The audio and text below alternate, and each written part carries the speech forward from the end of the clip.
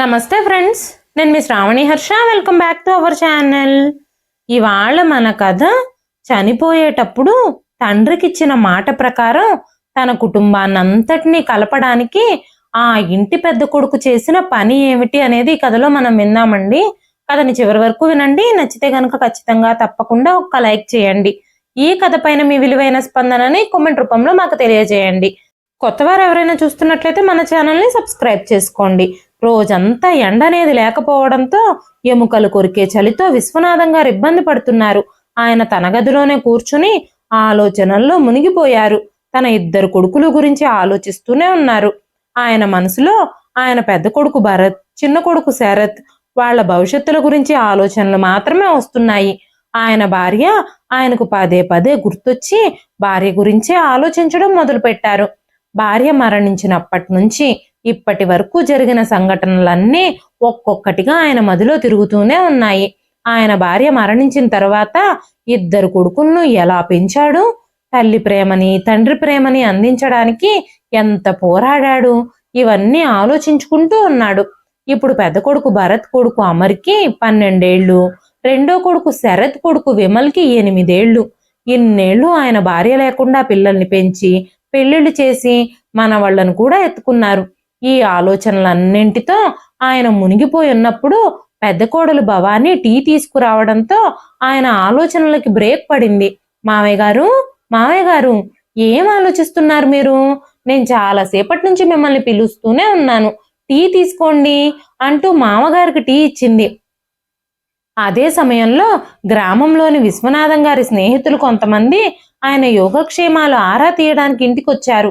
ఎందుకంటే చాలా రోజులుగా విశ్వనాథం గారి ఆరోగ్యం సరిగ్గా ఉండకపోవడంతో ఆయన ఇంటి నుంచి బయటికే వెళ్ళడం లేదు. అందుకే అందరూ ఆయన్ని కలవడానికి ఇంటికొచ్చారు. వచ్చిన వాళ్ళందరికీ పెద్ద కోడలు భవానీ టీ ఇచ్చింది.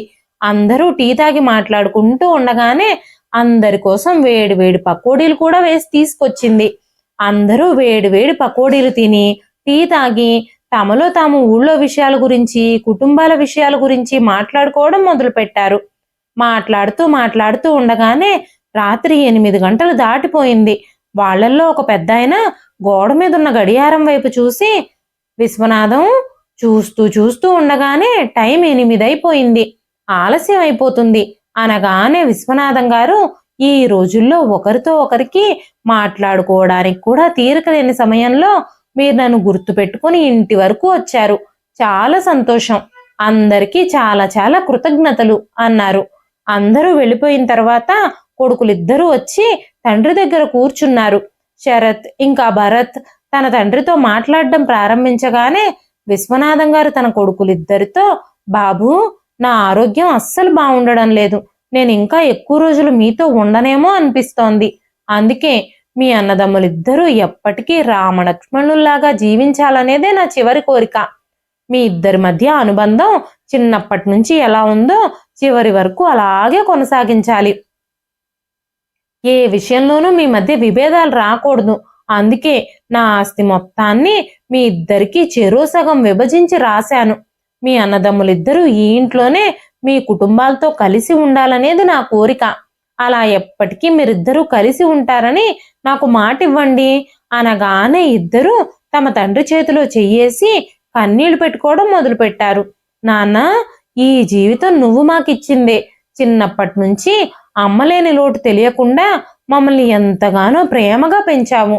మా మీద ఎప్పుడూ కోపం చూపించలేదు. ఈ రోజు నువ్వు కూడా మమ్మల్ని వదిలేసి వెళ్ళిపోతావా అంటూ ఏడుస్తూ ఉన్నారు. అప్పుడు విశ్వనాథం గారు, ఏడవకండి బాబు, ఇది ప్రకృతి ధర్మం, పుట్టిన వాళ్ళు చనిపోక తప్పదు, ఎవరైనా ఒకరోజు వెళ్ళిపోవాల్సిందే. కాకపోతే ఒకరు ముందు ఒకరు వెనక. మీ అమ్మ ఎప్పుడో మన దగ్గర నుంచి వెళ్ళిపోయింది.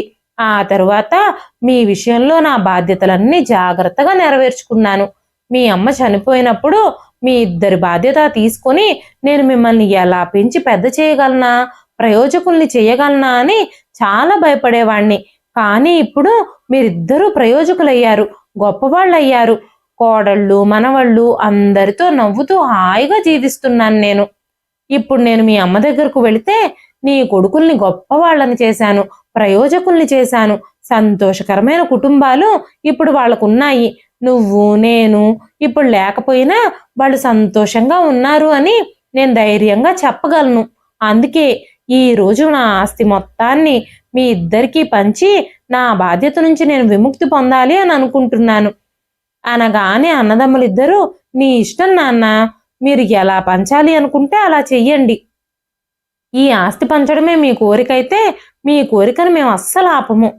మీరు ఏమిచ్చినా మీ ఆశీర్వాదంగా భావిస్తాము అని చెప్పగానే విశ్వనాథం గారు తన కొడుకులిద్దరికీ తన ఆస్తిని పంచిపెట్టినప్పుడు కోడళ్ళిద్దరూ తలలు వంచి దాన్ని స్వీకరించారు.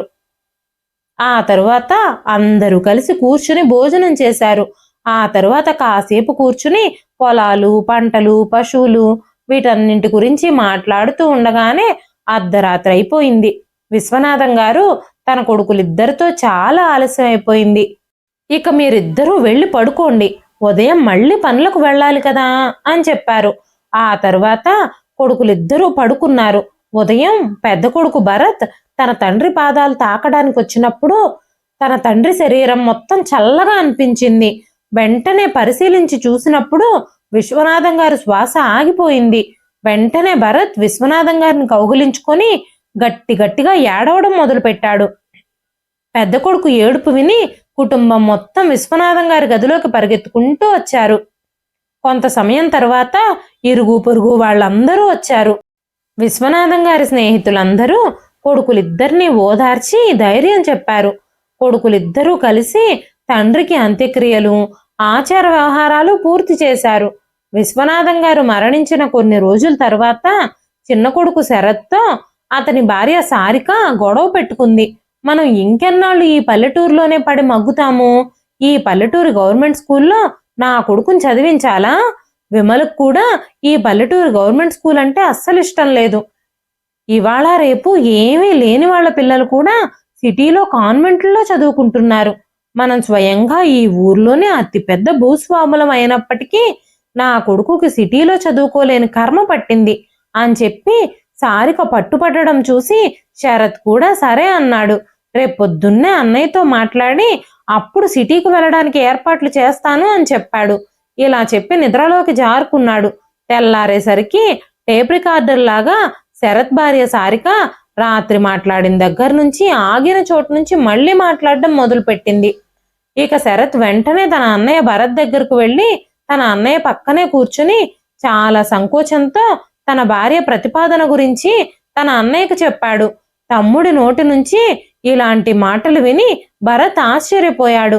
వెంటనే భరత్, ఇది చాలా మంచి విషయం, నాకు చాలా ఆనందంగా ఉంది. మన విమల్ సిటీలో చదవాలనుకుంటే ఖచ్చితంగా సిటీలో ఉన్న పాఠశాలలో చేర్పించి కాన్వెంట్లోనే తనకు చదువు చెప్పిద్దాం. ఈ స్కూల్ ఫీజుల కోసం భూమిని అమ్ముకోవాల్సిన అవసరం ఏముంది? దీనికోసం మన పూర్వీకుల ఆస్తి అమ్ముతామా ఏంటి? విమల్ మన బిడ్డ, మన ఇద్దరు అన్నదమ్ములం కలిసి తనని సిటీలో స్కూల్లో చేర్పిద్దాం అనగానే శరత్, అన్నయ్య, సారికకి ఈ పల్లెటూరులో ఉండడం అస్సలు ఇష్టం లేదు. తను సిటీకి వెళ్ళిపోవాలని నిర్ణయించుకుంది. సిటీకి వెళ్ళిపోయి సిటీలో ఒక మంచి ఇల్లు కొనుక్కొని నన్ను ఏదైనా ఉద్యోగం చూసుకోమంటుంది. పిల్లాన్ని మంచి స్కూల్లో చేర్పిద్దాం అంటుంది అంటూ కుండ బద్దలు కొట్టేశాడు శరత్. వెంటనే తన అన్నయ్యని ఏమీ మాట్లాడనివ్వకుండా, అన్నయ్య, ఊర్లో ఉన్న భూమికి ఎంత రేట్ వస్తుందో కాస్త ఆరా తీస్తే ఎవరైనా కొనేవాళ్ళుంటే నేను నా వాటా భూమిని అమ్మేసుకుంటాను. నేను కూడా కనుక్కుంటాను, నువ్వు కూడా కాస్త కనుక్కో అని చెప్పాడు శరత్. శరత్ గ్రామంలోకి వెళ్ళి చాలా మంది దగ్గర భూమి ధర ఎంత అని కనుక్కొని వచ్చాడు. ఇంటికి వెళ్ళిన తర్వాత ఆ విషయాలన్నీ సారికతో చెప్పగానే సారిక వెంటనే పేపర్ తీసుకుని ఆస్తిలో తన వాటా మొత్తం లెక్కలు రాసింది. మొత్తం ఆస్తిని అమ్ముకుంటే 50 లక్షల వరకు వస్తాయి. ఆ డబ్బుతో సిటీలో మంచి ఇల్లు కొనుక్కుంటాం. విమలకు కూడా మంచి చదువు చదువుకుంటాడు. మన కొడుకు బెస్ట్ స్కూల్లో చదువుతాడు అని మాట్లాడడం మొదలుపెట్టింది. ఆ తరువాత కాసేపటి తర్వాత భరత్ ఇంటికి వచ్చి తన తమ్ముడు శరత్ని పిలిచాడు. అప్పుడు భరత్ భూమి గురించి, ఆస్తి గురించి మాట్లాడుతూ ఉన్నప్పుడు వెంటనే సారిక అడ్డుపడి, బావగారు, మా వాటా ఇంత, మేము ఈ వాటా అంతా అమ్ముకుంటే 50 లక్షల వరకు డబ్బులు వస్తాయి. మేం మా భూమిని అమ్మేయాలనుకుంటున్నాము అని చెప్పగానే భరత్ 2 రోజులు ఓపిక పట్టండమ్మా అని చెప్పి 2 రోజుల తర్వాత ఒక బ్యాగులో 50 లక్షల డబ్బులు తెచ్చి తన తమ్ముడికి ఇచ్చాడు. తమ్ముడు లెక్క పెట్టుకో, మొత్తం 50 లక్షలు అని చెప్పగానే వెంటనే శరత్, అన్నయ్య మా భూమి ఇంకా అమ్మలేదు, డబ్బులు ఎక్కడి నుంచి వచ్చాయి అన్నాడు. మీ వదిన నగలన్నీ అమ్మేసి నేను డబ్బులు తీసుకొచ్చాను. మళ్ళీ ఆలస్యమైతే విమల్కి మంచి స్కూల్లో అడ్మిషన్ దొరకదు. అందుకే మీకు తొందరగా డబ్బులు ఇవ్వాలి అని అనిపించింది.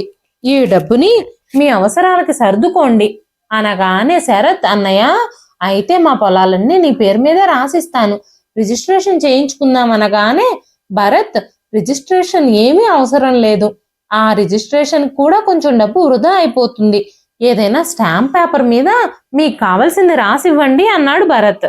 శరత్, రిజిస్ట్రేషన్ చేయించుకుంటేనే మంచిదన్నయ్య, ఈ స్టాంప్ పేపర్కి ఎలాంటి వాల్యూ ఉండదు అని చెప్పినా కూడా భరత్ వినలేదు.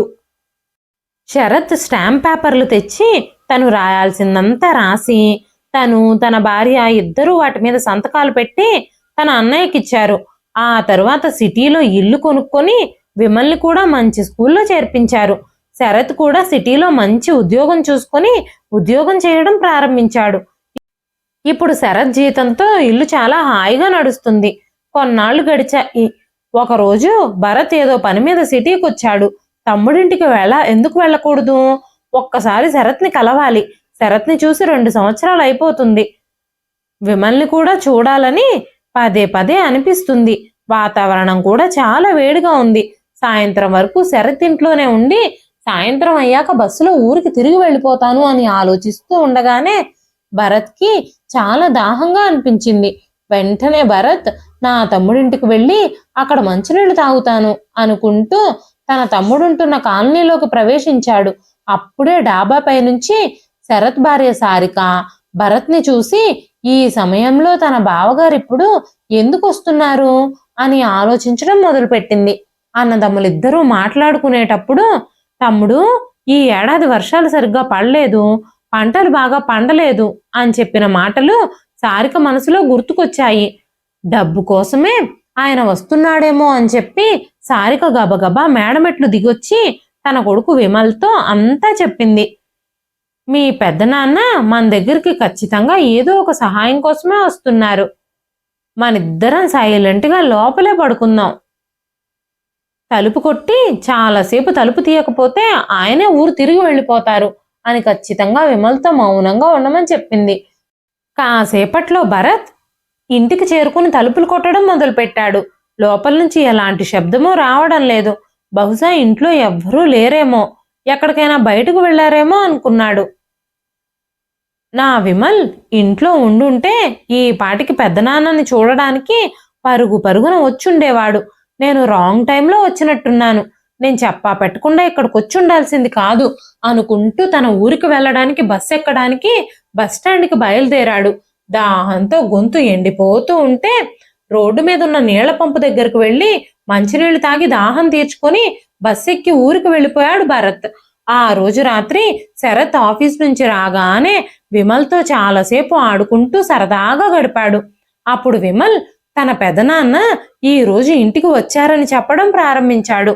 అమ్మా, నేను తలుపులు తీయకపోవడంతో చాలాసేపు తలుపు తడుతూనే ఉండి ఎంతసేపటికి తలుపు తీయకపోవడంతో గ్రామానికి తిరిగి వెళ్ళిపోయారు అని చెప్పినప్పుడు శరత్కి తన భార్య మీద చాలా కోపం వచ్చింది. మీరిద్దరూ ఎందుకు ఇలా చేశారు? అన్నయ్య బయట నుంచి తలుపులు కొడుతూనే ఉన్నాడు, అయినా సరే మీరెందుకు తలుపులు తీయలేదు అని కోపంగా సారికని అడగగానే సారిక కూడా కోపంగా, వాళ్ళు ఇష్టంగా గ్రామంలో ఉండాలనుకున్నారు, గ్రామంలోనే ఉండక నగరానికి ఎందుకు రావాలి? మనల్ని ఏదో ఇబ్బంది పెట్టడానికి, మన నుంచి ఏదో సహాయం పొందడానికి ఆయన వచ్చుంటారు. అందరికీ సహాయం చేసుకుంటూ పోతే మనకి మాత్రం ఏం డబ్బు మిగులుతుంది? అందుకే మౌనంగా మేము గదిలో కూర్చున్నాం అని చెప్పగానే శరత్ తన భార్య మీద కోపంగా నిశ్శబ్దంగా పక్క గదిలోకి వెళ్ళి పడుకున్నాడు. ఇక్కడ తల్లి కొడుకులు ఇద్దరూ కూడా వాళ్ళ గదిలో పడుకొని నిద్రపోయారు. ఆ తరువాత చాలా సంవత్సరాలకి అన్నదమ్ములిద్దరి మధ్యలో ఎలాంటి రాకపోకలు జరగలేదు. ఇప్పుడు విమల్కి కూడా వివాహం జరిగింది. విమల్ కొడుకుని ముద్దుగా బబ్లు అని పిలుచుకునేవారు. శరత్ కూడా వయసు పైబడిన కారణంగా అనారోగ్య సమస్యలతో ఉద్యోగం నుంచి కూడా రిటైర్ అయిపోయాడు. ఇప్పుడు విమల్ ఒక పెద్ద కంపెనీకి మేనేజర్గా ఉన్నాడు. విమల్కి ఇప్పుడు చాలా మంచి జీతం వస్తుంది. ఆ ఇంటి పరిస్థితులన్నీ మెల్లమెల్లగా మారిపోతూ వచ్చాయి. ఆ తర్వాత ఈ ఇల్లు ఎప్పుడో ఎన్నేళ్ల క్రితమో కొన్నాము. పాత మోడల్ అయిపోయింది. కొత్త ఇల్లు కొనుక్కుందామని విమల్ని తన భార్య విసిగించడం మొదలుపెట్టింది.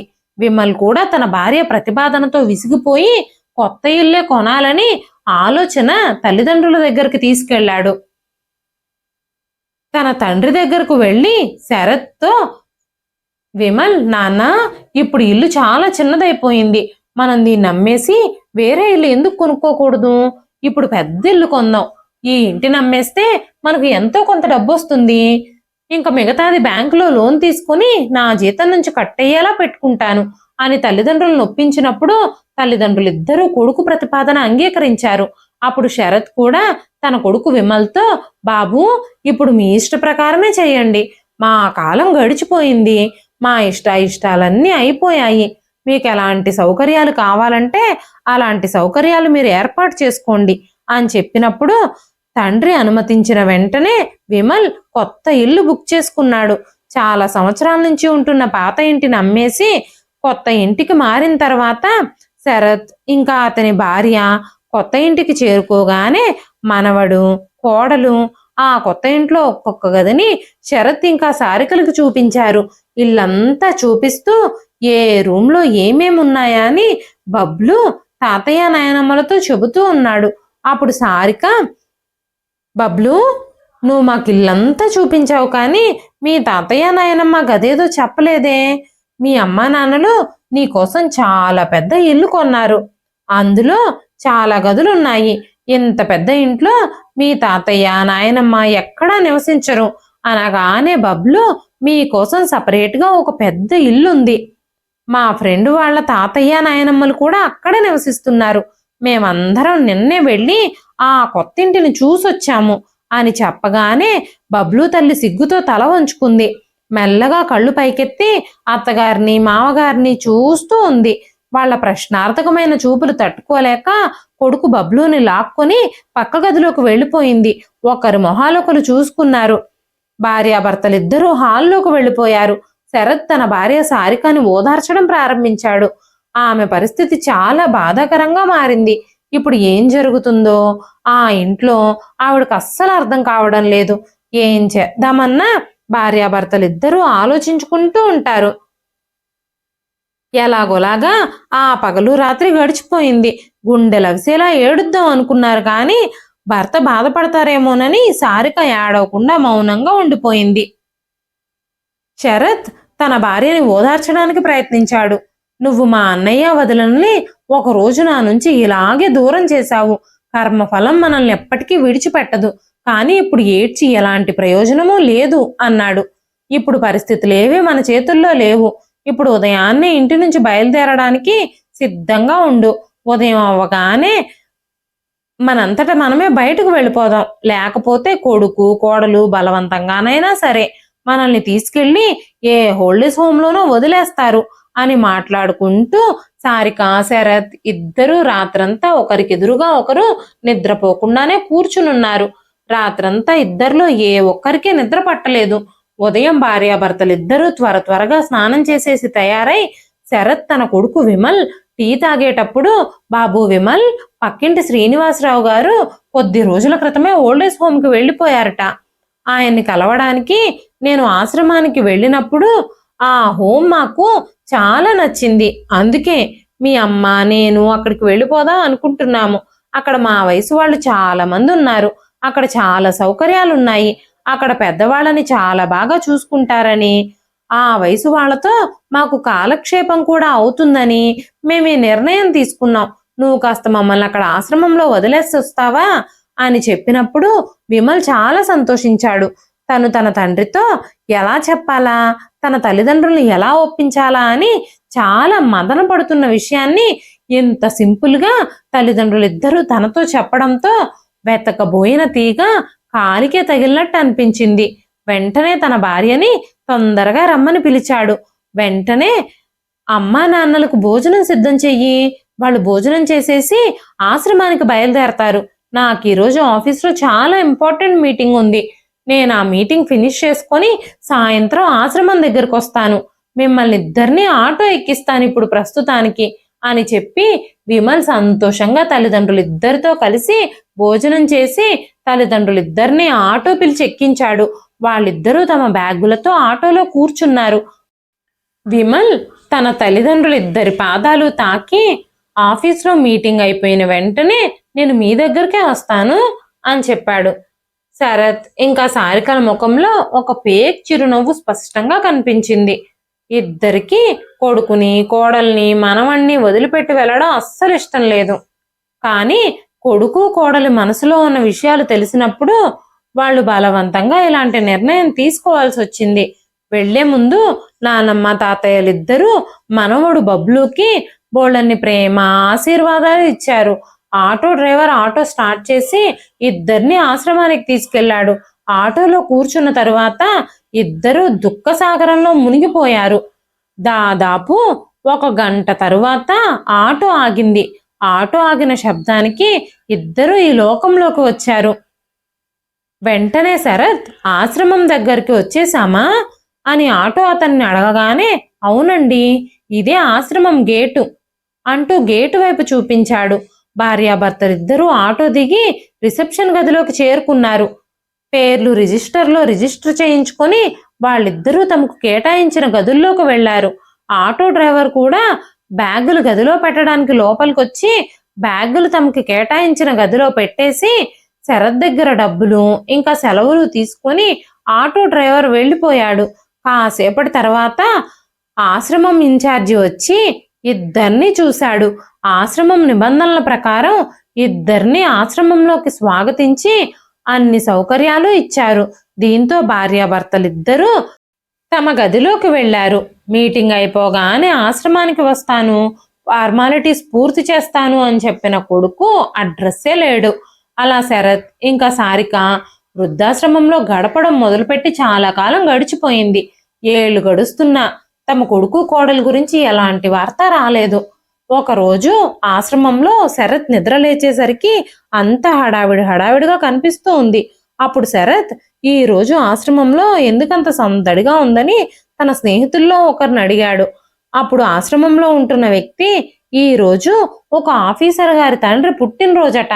ఆ ఆఫీసర్ గారు ఈ రోజు ఆశ్రమానికి వచ్చి తన తండ్రి పుట్టినరోజుకి ఆహారాన్ని అందరికీ పంచిపెట్టడానికి వచ్చారు. అందరికీ బహుమతులను కూడా పంపిణీ చేస్తారు. ఈ రోజు మనందరికీ 5 స్టార్ హోటల్లో దొరికేలాంటి భోజనం దొరుకుతుంది. వాళ్ళిద్దరూ తండ్రి కొడుకులు ఇక్కడ ఉన్న వాళ్ళందరికీ ఆప్యాయంగా వడ్డిస్తారు. వాళ్ళు ఇంతకు ముందు కూడా అప్పుడప్పుడు వస్తూ ఉండేవారు. ఆ తండ్రి కొడుకులిద్దరికీ మధ్య ఉన్న ప్రేమ అనురాగం చూస్తేనే కడుపు నిండిపోతుంది అని మాట్లాడుతూ ఉన్నప్పుడు ఆ మాటలు విన్న శరత్ కళ్ళల్లో నీళ్లు తిరిగాయి. తన కొడుకు గురించి ఆలోచించుకోవడం మొదలు పెట్టాడు. కొడుకు కోసం తను ఎన్ని చేశాడు, ఎంత కష్టపడ్డాడు, అయినా సరే కొడుకు ఆ కష్టాలన్నింటినీ మర్చిపోయాడు అనుకున్నారు. ఆ రోజు ఆశ్రమానికి అతిథులు వస్తున్నారని వినగానే అందరూ స్నానాలు చేసేసి చకచకా రెడీ అయిపోతున్నారు. ఆఫీసర్ ఇంకా అతని తండ్రి 11 గంటలకల్లా అక్కడికి వచ్చారు. చాలా భోజనం ప్యాకెట్లు ఇంకా బహుమతులతో పెద్ద కారు వచ్చింది. తండ్రి కొడుకులిద్దరూ ప్రతి గదిలోకి వెళ్ళి ఆ గదిలో ఉన్న సభ్యులందరికీ ఫుడ్, గిఫ్ట్ ప్యాకెట్లు ఇవ్వడం మొదలు పెట్టారు. ఫుడ్ అంతా పంపిణీ చేసేసిన తర్వాత ఆ తండ్రి కొడుకులిద్దరూ శరత్, సారిక ఉన్న గదిలోకి వచ్చినప్పుడు శరత్ తలదించుకొని కన్నీళ్లతో కూర్చునున్నాడు. గదిలో అలికిళ్ళు రావడంతో తల పైకెత్తి చూడగానే శరత్ కళ్ళు ఆ అధికారి మీద, తన తండ్రి మీద పడగానే అధికారి వాళ్ళ తండ్రి ముఖంలోకి చూస్తూ ఉండిపోయాడు. ఆ అధికారి వాళ్ళ తండ్రి మొహం చూడగానే శరత్ మొహంలో రంగులు మారడం మొదలయ్యాయి. శరత్ని ఆ పరిస్థితుల్లో చూసిన ఆయన కళ్ళల్లో కూడా కన్నీళ్లు కారాయి. శరత్తో పాటు ఆ అధికారి తండ్రి కూడా ఏడుస్తున్నట్టుగా అనిపిస్తుంది. ఎందుకంటే ఎదురుగా ఉన్న వ్యక్తి మరెవరో కాదు, ఆ అధికారి తండ్రి స్థానంలో ఉంది తన అన్నయ్య భరత్. అన్నదమ్ముళ్ళిద్దరూ ఒకరినొకరు కౌగిలించుకొని చాలాసేపు ఏడ్చారు. వెంటనే శరత్ తమ విషయంలో జరిగిన విషయాలన్నీ కొడుకు కోడలు తమను ఎలాగైతే ఆశ్రమానికి పంపించాలి అని అనుకున్నారో ఈ విషయాలన్నీ తన అన్నయ్యతో చెప్పినప్పుడు వెంటనే భరత్ శరత్తో, మీ అన్నయ్య ఇంకా బతికే ఉన్నాడు, నీకొక్కసారి కూడా మీ అన్నయ్యని కలవాలని అనిపించలేదా? మన ఊర్లో ఉన్న ఆస్తిపాస్తులు భూములు అన్నీ నీ పేరు మీదే ఉన్నాయి. ఇప్పటికీ ఆ భూములు ఆస్తులు అన్నీ నీవే. నా పేరు మీద నేను ఏమీ రిజిస్ట్రేషన్ చేయించుకోలేదు కదా ఆ రోజు. నీకు రేపొద్దున ఇలాంటి పరిస్థితులు వస్తే నీకు అవి ఉపయోగపడతాయని నేను వాటిని వాడుకోలేదు అని చెప్పగానే ఆ మాటలు విన్న శరత్ తన అన్నయ్య భరత్ని కౌగిలించుకొని చిన్న పిల్లోళ్లాగా ఏడవసాగాడు. చాలా కాలం తర్వాత అన్నదమ్ములిద్దరూ ఇలాంటి పరిస్థితుల్లో ఎదురుపడాల్సి వస్తుందని అస్సలు అనుకోలేదు. చాలాసేపు ఏడ్చిన తర్వాత సాధారణ స్థితికి వచ్చారు. ఆ తరువాత తన అన్నయ్య భరత్తో కలిసి ఆశ్రమంలో ఉన్న మిగిలిన వాళ్ళందరికీ భోజనాల ప్యాకెట్లు బట్టలు గిఫ్ట్లు పంపిణీ చేశారు. ఏ రోజు తన బావగారిని గౌరవంగా చూసుకోలేని శరత్ భార్య సారిక అక్కడి నుంచి కాస్త దూరంగా వెళ్ళిపోయి ఒంటరిగా కూర్చుంది. అమర్ తన దగ్గరికి ఫుడ్ ప్యాకెట్ తీసుకొని వెళ్ళి, పిన్ని నాకు చాలా ఆకలిగా ఉంది, ఈ రోజు నీ చేత్తో నేను భోజనం చేయొచ్చా?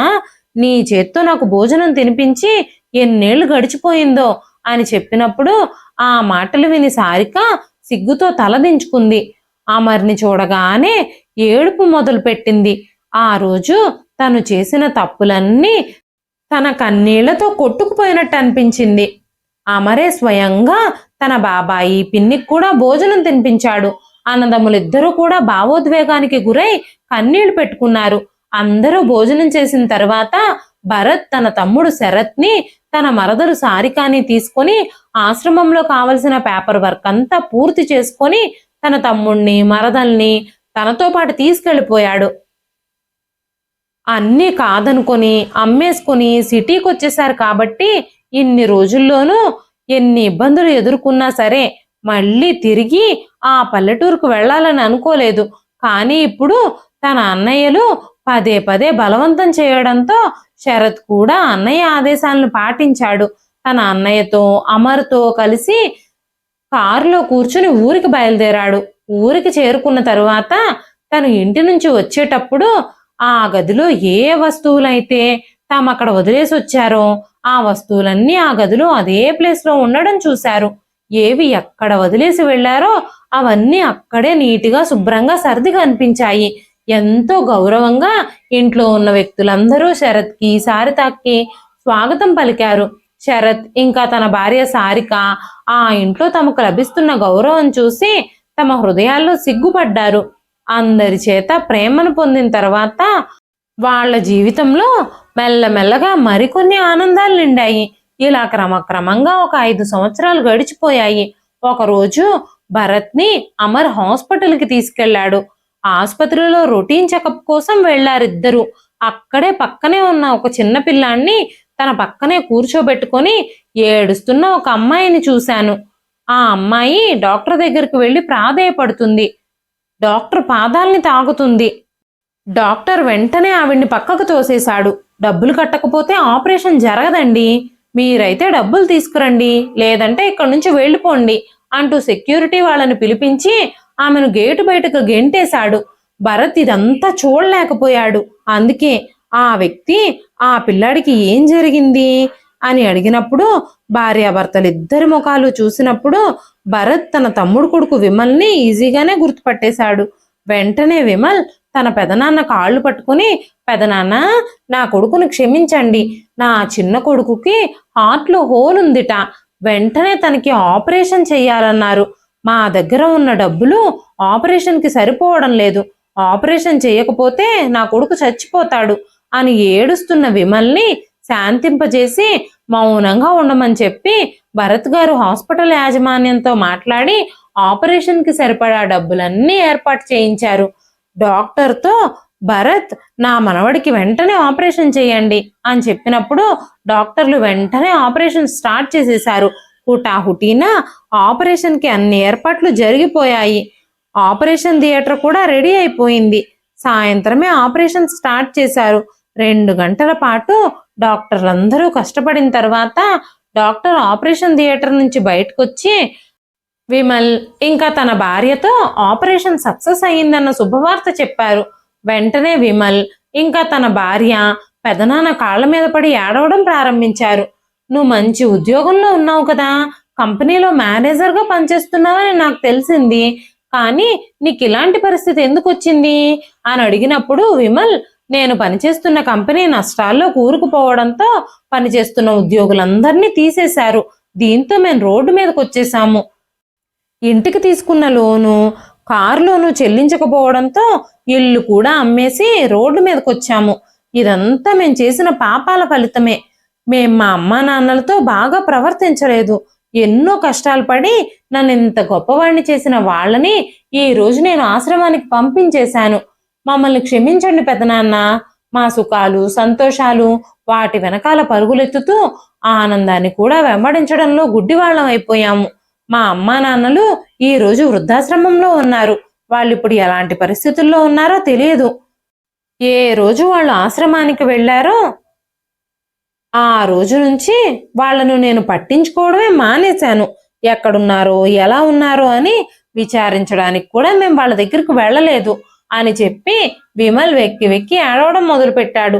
అప్పుడు భరత్ నవ్వుతూ, నువ్వు చాలా తప్పులు చేశావు, కానీ నీ పశ్చాత్తాపపు కన్నీళ్లతో నీ పాపాలన్నీ కరిగిపోతాయిలే అని చెప్పి విమల్ జేబులో కొంత డబ్బును పెట్టి, బాబుని జాగ్రత్తగా చూసుకోండి, నేను ఇప్పుడు ఊరికి వెళుతున్నాను, మీరు డిశ్చార్జ్ అయ్యే రోజు నేను మళ్ళీ తిరిగి వస్తాను అని చెప్పి భరత్ ఇంటికి వెళ్ళిపోయాడు. 15 రోజుల తర్వాత విమల్ కొడుకు హాస్పిటల్ నుంచి డిశ్చార్జ్ అయ్యే రోజున భరత్ మళ్ళీ తిరిగి వచ్చాడు.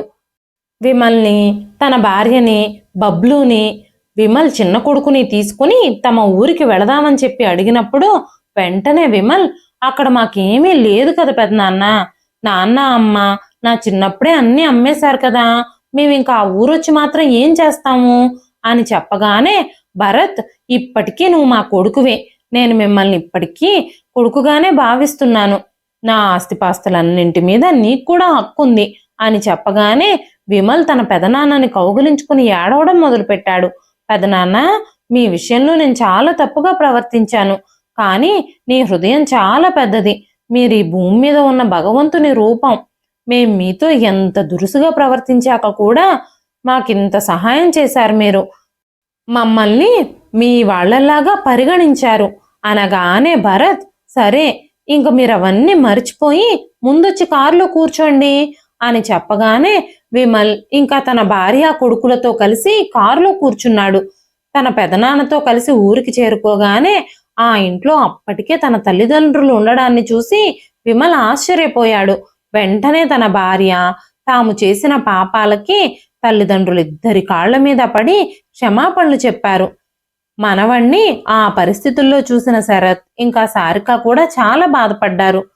సారిక ఇంకా శరత్ ఆ ఇంట్లో నుంచి ఆశ్రమానికి వెళ్ళిపోయేటప్పుడు బబ్లూకి తమ్ముడు పుట్టలేదు, ఆ తర్వాతే పుట్టాడు, నా మనవడికి ఏం జరిగింది అని సారిక గారు అడిగినప్పుడు హార్ట్లో హోల్ ఉండడంతో ఆపరేషన్ చేశారు, ఇప్పుడు తనకి బాగానే ఉంది, కొద్ది రోజుల్లోనే తను కోలుకుంటాడు అని చెప్పగానే మనవణ్ణి కాపాడినందుకు ఆ భగవంతుడికి చాలా చాలా కృతజ్ఞతలు చెప్పారు. అప్పుడు విమల్, నా కొడుకును కాపాడింది ఆ భగవంతుడు కాదు, పెద్దనాన్నే, ఆ రోజు పెదనాన్న సమయానికి హాస్పిటల్లో మమ్మల్ని చూసి ఉండకపోతే ఇప్పుడు మా కొడుకు మాకు దక్కేవాడు కాదు అని చెప్పారు. తల్లిదండ్రులు, కొడుకు, కోడలు అందరూ తమ అన్నయ్య భరత్ వైపే ఉద్వేగపూర్వకమైన కళ్ళతో చూస్తూ ఉన్నప్పుడు భరత్ తన తమ్ముడు భుజం మీద చెయ్యేసి, ఇప్పుడు మనందరం బాధపడాల్సిన సమయం కాదు, సంతోషించాల్సిన సమయం, మన నాన్న కూడా ఈ రోజు సంతోషంగా తృప్తిగా ఉండుంటారు, ఆయన ఆత్మ ప్రశాంతంగా ఉండుంటుంది, ఎందుకంటే ఈ రోజున నేను మన నాన్న కలని నెరవేర్చాను, మన మొత్తం కుటుంబం విడిపోకుండా ఒకే ఇంట్లో కలిసి ఉండాలనేదే నాన్న చివరి కోరిక, ఆ కోరికని ఈ రోజు ఆ భగవంతుడి దయ వల్ల నేను తీర్చగలిగాను అని సంతోషంగా ఊపిరి పీల్చుకున్నాడు భరత్. ఇదండి ఈ రోజు కథ. ఈ కథ మీకు ఎలా అనిపించింది? కథ నచ్చితే ఒక లైక్ చేయండి. ఈ కథ పైన మీ విలువైన స్పందనని కామెంట్ రూపంలో మాకు తెలియజేయండి. మరెన్నో ఇలాంటి ఇంట్రెస్టింగ్ కథల కోసం మన ఛానల్ని సబ్స్క్రైబ్ చేసుకోండి. మరొక మంచి కథతో మళ్ళీ కలుస్తానండి. అంతవరకు సెలవు.